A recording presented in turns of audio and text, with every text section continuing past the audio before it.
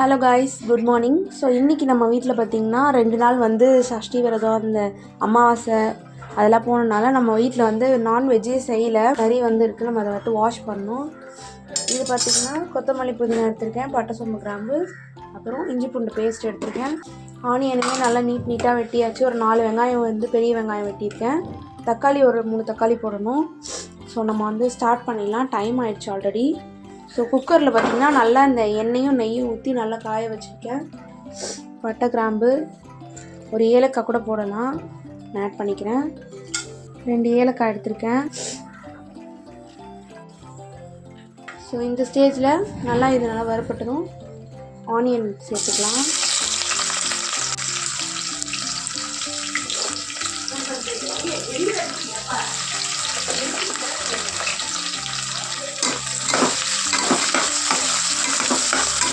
எப்பயுமே நல்லா எண்ணெய் காஞ்சதுக்கப்புறமா வெங்காயம் தக்காளியெல்லாம் போட்டு வதக்குங்க. அப்போதான் வந்து நல்ல கோல்டன் ப்ரௌன் கலரில் டக்குன்னு மாறும், இல்லைன்னா ரொம்ப ஒரு மாதிரி வதங்கின மாதிரி ஆகிடும். ஆனியன் வந்து நல்லா கோல்டன் ப்ரௌன் கலர் மாறிடுச்சு. ஸோ நம்ம வந்து இப்போ ஆஞ்சி வச்ச புதினா மல்லி ஆட் பண்ணிக்கலாம். இந்த ஸ்டேஜில் நம்ம 1 டேபிள் ஸ்பூன் அளவுக்கு இஞ்சி பூண்டு பேஸ்ட் ஆட் பண்ணிக்கலாம். அப்புறம் நெய் சாதம் ஸோ இப்போ 2 பச்சை மிளகாய் ஆட் பண்ணிக்கலாம். தேங்காய் பால் வந்து ஃபஸ்ட்டு மில்க் வந்து அரைச்சிருக்கோம் இப்போ.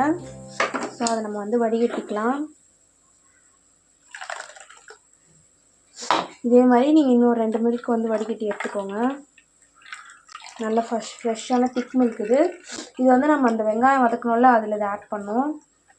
ஸோ தேங்காய் பால் வந்து இப்போ நம்ம ஃபுல்லாக வச்சாச்சு. ஸோ அதை நம்ம இதில் ஆட் பண்ணிக்கலாம்.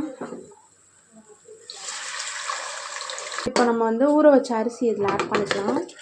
ஃபைனலாக நம்ம வந்து சால்ட் ஆட் பண்ணோம். நம்ம வந்து இன்றைக்கி கல்லுப்பு ஆட் பண்ணுறோம். இது வந்து நம்ம ஒரு ஸ்பூன் ஆட் பண்ணிக்கலாம்.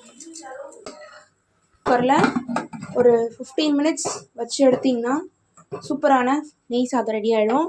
இது பார்த்திங்கன்னா நம்ம வந்து அடுப்பை வந்து நல்லா சிம்மில் வச்சுட்டு குக்கரை க்ளோஸ் பண்ணி விசில் போடாமல் வைக்கணும். ஒன்ஸ் அந்த புகை வெளில வந்ததுமே நம்ம அடுப்பு ஸ்பீடாக வச்சுக்கலாம். செம்ம டேஸ்டியான தேங்காய் பால் சாதம் வந்து நெய் சாப்பாடு டன் ஆயிடுச்சு. பாத்தீங்களா, பிடிச்சதுன்னா மறக்காம கமெண்ட்ஸ்ல சொல்லுங்க. நெக்ஸ்ட் என்ன ரெசிபி பண்ணலாம்னு மறக்காம கமெண்ட் சாப்பாடு வந்து நம்ம கொஞ்சமா தான் போட்டுருந்தோம், இருந்தாலும் நம்ம நெய் சோறு சூப்பரா ரெடி ஆயிடுச்சுங்க.